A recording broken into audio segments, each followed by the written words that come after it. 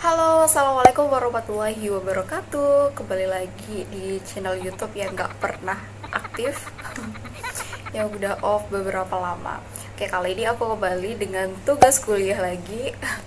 Jadi kali ini aku akan membahas terkait separatisme gitu. Jadi kalau di lapangan gitu ya banyak banget yang nggak tahu nih separatisme itu apa sih sebenarnya, atau banyak banget nih yang nyinggung dan bawa-bawa prodi aku sendiri. Jadi kayak misalnya, awal kan ada PPKN gitu. Apa sih separatisme itu? Jadi banyak banget tuh yang nanya dan pada nggak tahu sebenarnya separatisme itu apa. Jadi teman-teman sekalian, separatisme itu adalah suatu paham atau gerakan yang berinisiasi untuk memisahkan diri dengan mendirikan negaranya sendiri, atau singkatnya gerakan separatisme ini bertujuan untuk memisahkan dirinya dari negara asal untuk membangun atau menjadi sebuah negara sendiri yang tentunya merdeka dan berdaulat. Ternyata nih di Indonesia sendiri teman-teman pernah mengalami yang namanya gerakan separatisme tadi. Jadi sejak tanggal 17 Agustus 1945, bangsa Indonesia itu telah menghadapi atau harus menghadapi sejumlah gerakan-gerakan separatis. Jadi gerakan-gerakan separatis tersebut memakan jumlah korban yang tidak sedikit, sehingga menimbulkan luka atau trauma yang mendalam bagi korbannya. Oke teman-teman, tanpa berpanjang lebar, tanpa banyak ngomong nih, sekarang aku bakal jelasin satu persatu terkait pembahasan dari gerakan-gerakan separatisme apa saja yang pernah terjadi di Indonesia. Langsung aja, cek dong. Yang pertama kita akan membahas terkait PKI di Madiun. Nah, membahas tentang PKI ini rasanya nggak bakal jauh dengan dua nama. Yang pertama yaitu Musso, dan yang kedua adalah Amir Syarifuddin. Membahas tentang pemberontakan PKI di Madiun, ini tidak bisa lepas dari jatuhnya kabinet Amir Syarifuddin pada tahun 1948. Jadi jatuhnya kabinet Amir Syarifuddin ini disebabkan karena kegagalannya dalam perundingan Renville yang akhirnya merugikan Indonesia pada saat itu. Untuk merebut kembali kedudukannya, pada tanggal 28 Juni 1948, Amir Syarifuddin membentuk Front Demokrasi Rakyat atau FDR. Pada tanggal 11 Agustus 1948, Musso tiba dari Moskow. Amir dan FDR segera bergabung dengan Musso untuk memperkuat organisasi, maka disusunlah doktrin bagi PKI.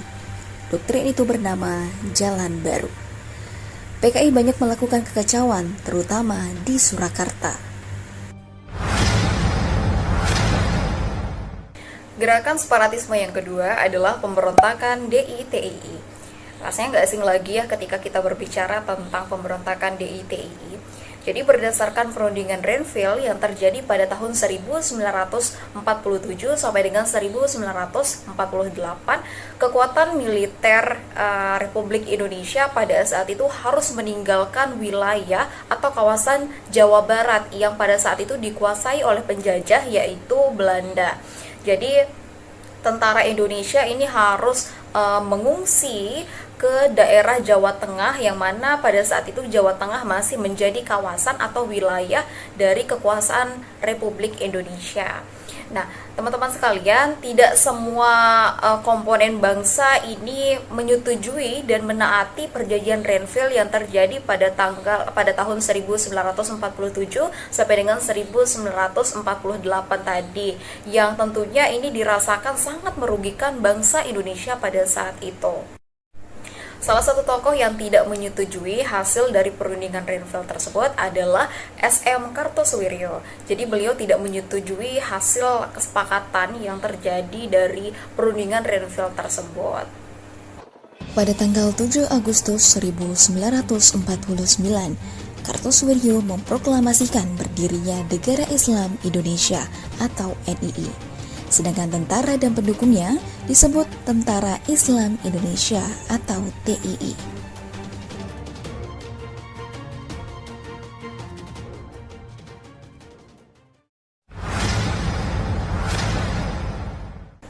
Gerakan separatisme yang ketiga adalah pemberontakan PRRI. Jadi munculnya pemberontakan Pemerintahan Revolusioner Republik Indonesia atau disingkat dengan PRRI ini diawali dari ketidakharmonisan hubungan antara pemerintah daerah dengan pemerintah pusat. Jadi pemerintah daerah pada saat itu merasa kecewa terhadap pemerintah pusat karena dianggap atau dirasa tidak adil dalam alokasi dana pembangunan. Permasalahan mulai berkerucut mengenai kesejahteraan di daerah. Pemerintah pusat dinilai mengandak emaskan Pulau Jawa dalam hal pembangunan. Hal ini dilihat dari alokasi dana daerah pembangunan yang tidak sebesar di Pulau Jawa, yang membuat daerah di luar Jawa sangat tertinggal. Hal ini akhirnya memunculkan ketidakpercayaan kepada pemerintah pusat dan kalangan TNI serta pejabat daerah. Pergolakan di Sumatera dan Sulawesi pun muncul dan diawali dengan didirikannya dewan-dewan daerah pada tahun 1956 sampai dengan 1957.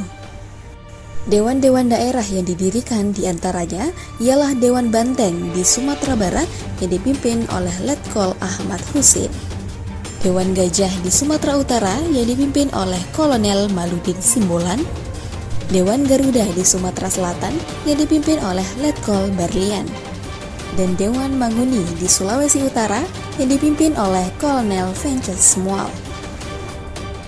Dewan-dewan tersebut saling menjalin kontak satu sama lain.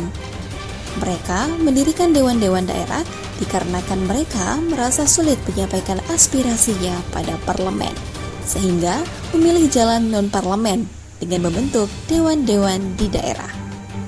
Gerakan sejumlah dewan tersebut kemudian dikenal sebagai pemberontakan PRRI.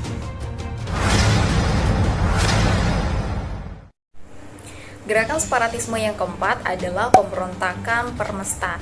Jadi proklamasi PRRI ya tadi ini mendapatkan dukungan penuh dari Indonesia bagian timur. Sehingga pada tanggal 17 Februari 1958 Sumba ini akhirnya memutuskan hubungan dengan pemerintah pusat dan mendukung penuh PRRI pada saat itu.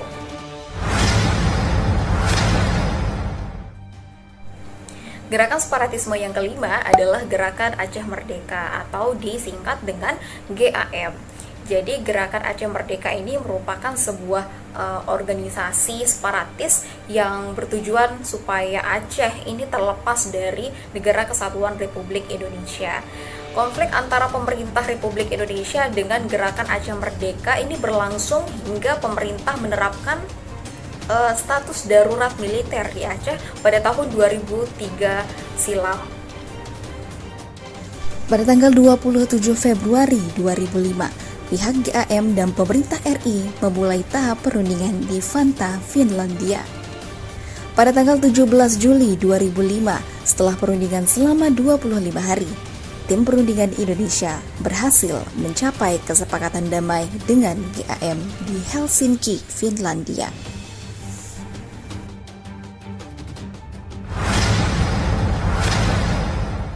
Nah, gerakan separatis yang terakhir adalah Organisasi Papua Merdeka atau dikenal dengan OPM.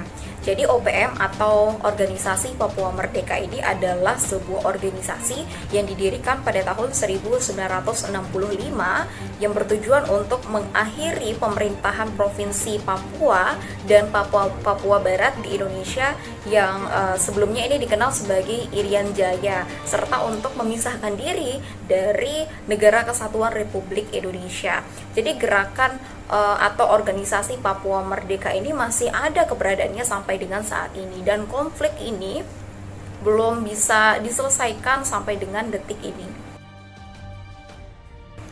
Oke teman-teman, dari beberapa penjelasan saya tadi terkait gerakan-gerakan separatis yang pernah ada di Indonesia sampai dengan saat ini, dapat kita simpulkan bahwa gerakan-gerakan separatis ini muncul karena beberapa faktor. Yang pertama yaitu faktor kultur, yang kedua adalah faktor struktural.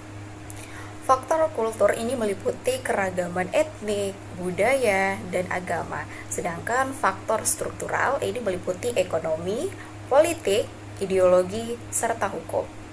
Dan hal ini sejalan dengan apa yang disampaikan oleh Ketua Umum Partai Hanura Wiranto yang mengatakan bahwa gerakan separatis di Indonesia ini muncul disebabkan karena adanya faktor internal itu sendiri, yaitu faktor ekonomi yang semakin tidak stabil, kemudian keadilan yang tidak merata, serta faktor sejarah.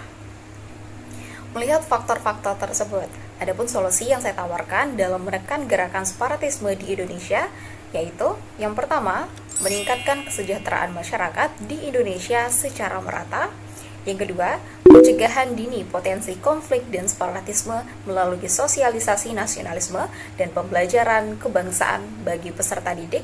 Yang ketiga, peningkatan kualitas pelaksanaan otonomi daerah dan desentralisasi. Dan yang terakhir adalah meningkatkan keamanan Negara Kesatuan Republik Indonesia dari segala kemungkinan terburuk munculnya benih separatisme di kalangan masyarakat.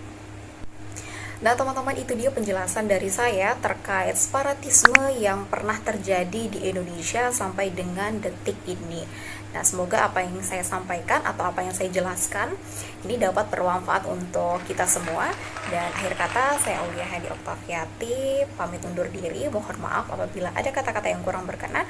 Wassalamualaikum warahmatullahi wabarakatuh.